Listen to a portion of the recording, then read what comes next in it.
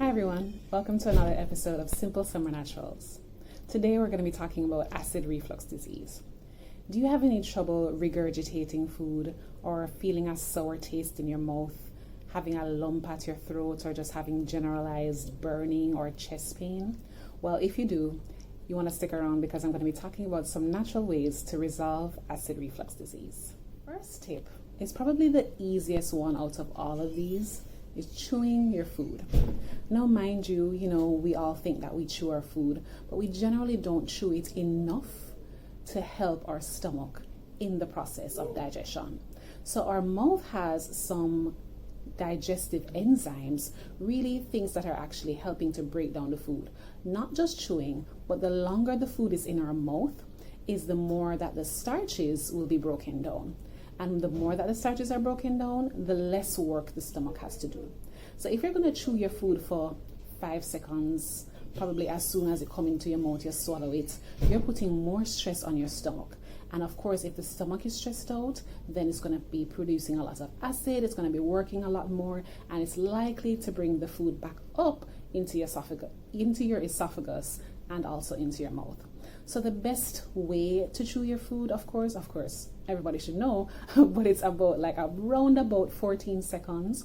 I'm not going to say that you need to sit and count every bite, but just take some time, chew, allow, all the lumps and bumps of the food to be broken down before you actually swallow.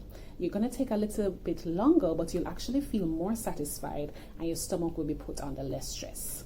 So try it today. Second tip, try not to skip meals.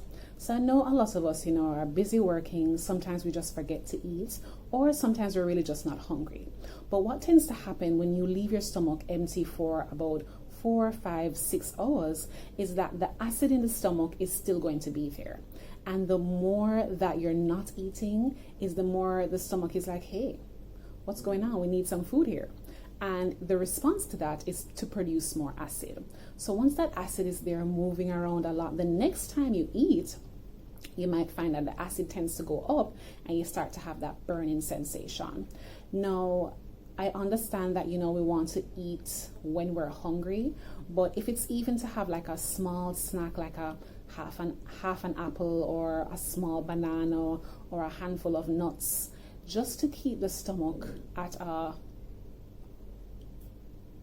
full, semi-full state between 4 to 5 hours will help to reduce the amount of acid reflux that you're going to have. Third tip is to eat at least 2 to 3 hours before lying down. Now, a lot of us experience acid reflux in the nighttime when we're going to bed, or if we're in the couch lying at a certain angle. What happens is that when you eat, the stomach actually takes about 2 to 3 hours to digest what's in it and then bringing it back to the intestines. So if there's still food in your stomach, lying down will give you a greater risk of having that food and acid going back up into the esophagus. So pretty easy. If you're going to eat at about 6, try not to lie down until at least 8:39 thereabout, right? It's just something that will easily help you. If it's something that you can't wait that long to lie down, what is also recommended is to elevate the head of the bed or elevate whatever it is that you're lying down on. So it's usually great at about a 45-degree angle where your stomach is higher than your mouth, essentially, if you can picture that.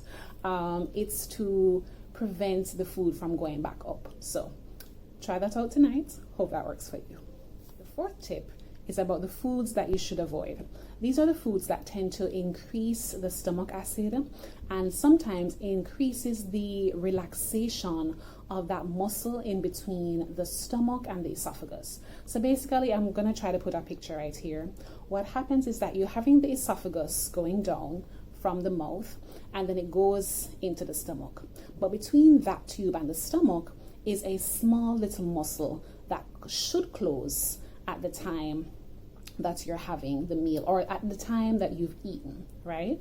But certain foods actually causes a relaxation of that muscle, increasing the risk of having reflux.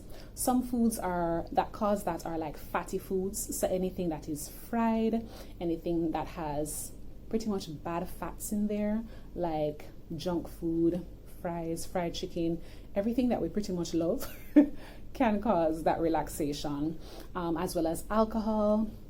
There are foods like citrus foods like oranges, grapefruits, even tomatoes. Then you have chocolate. For some persons it's coffee, and what else again? And some persons it's mint as well. So some of these foods, of course not all of them are going to cause a problem. Oh, I also forgot soda, because that's an acidic juice as well. So as I was saying, not all of these foods are going to cause a problem for you, but just be a little bit more mindful when you're eating. If you have reflux about 2 or 3 hours after eating, consider what you had previously and try to form a pattern and see which foods that would be best for you to avoid. Is the foods that you want to add more of to your diet. A lot of the time persons tell me that they use milk to help their acid reflux. I think it's just because it has soothing effect on your esophagus and the stomach. Likely that's why it feels like it works. However, that's not really a part of my tip today. The ones that are scientifically proven to work is healthy fats. And healthy fats would include olive oil, sesame oil, avocado, pear, fatty fish. Of course, you're not going to fry this fish, but the fatty fish, those omega-3s, actually help to increase that mucus lining that is along your esophagus and your stomach to protect it from that acid. So that group of foods is really good, as well as green vegetables like broccoli, cauliflower, cabbage, spinach, callaloo, those stuff, and non-citrus fruits. So that can be papaya, berries, those type of things will help as well.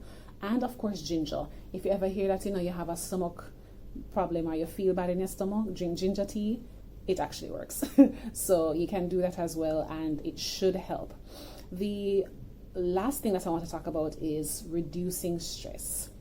It's very important because I talk about this hormone cortisol a lot, but our body produces cortisol when we're under stress. And if it's producing a lot, it's actually going to increase our stomach acid. So if you can find healthy ways to reduce your stress, trust me, your stomach is going to really thank you for it. Okay.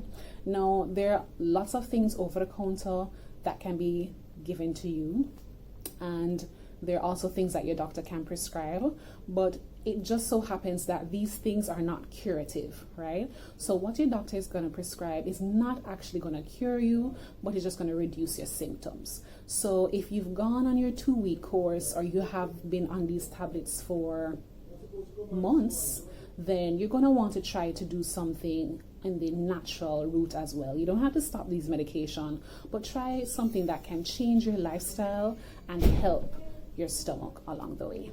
Hope these tips help. If you want to speak to me for any one-on-one nutrition tips for weight loss, weight gain, hormone balance, chronic illness management, any of those things, I want you to just contact me here at my email address or my Instagram page. I will love to be a part of your healthy journey. And I hope you have a wonderful day today, guys. Have a good one. Bye.